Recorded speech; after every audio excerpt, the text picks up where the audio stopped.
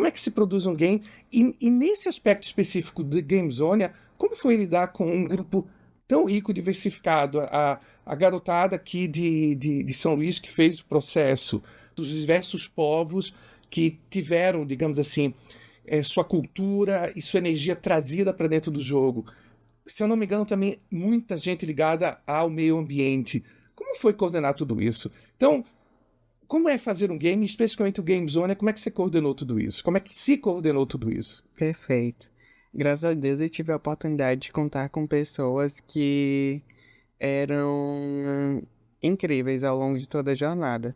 Hoje nós somos sócios porque o Game Zone se formalizou, ele virou um CNPJ, mas quando ele era só uma ideia, ele era uma união de propósitos de um comunicador, que também era advogado, de uma educadora, de uma pesquisadora e minha também.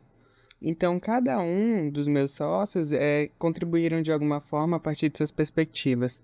Por exemplo, o Cirino, ele tinha a noção de que investir em uma temática que abordasse quiz seria interessante.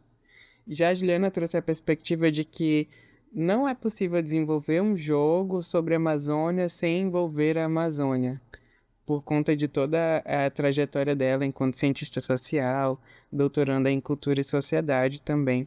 Então, cada um dos meus sócios trouxeram essa perspectiva e a gente deu de cara com o processo de desenvolvimento, porque todos nós temos formações diversas, mas não somos da área de programação. Então, a gente tinha uma visão muito simplista sobre o desenvolvimento de jogos. A gente pensava que era algo que se fizesse em um mês, dois, talvez 3 meses, sendo bastante otimista.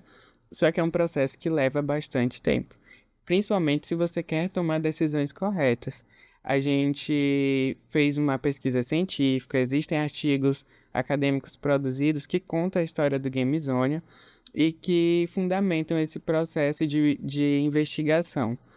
A partir daí, a gente não correu logo para a lógica de desenvolvimento, que é aquela linguagem de computador, são as plataformas que a gente vai usar, em que domínio hospedaremos, que são coisas mais técnicas.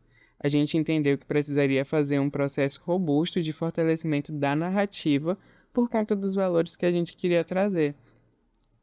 Então a gente foi buscar povos e comunidades originárias que pudessem relatar para a gente sobre como eles gostariam de ser vistos e ter suas histórias contadas.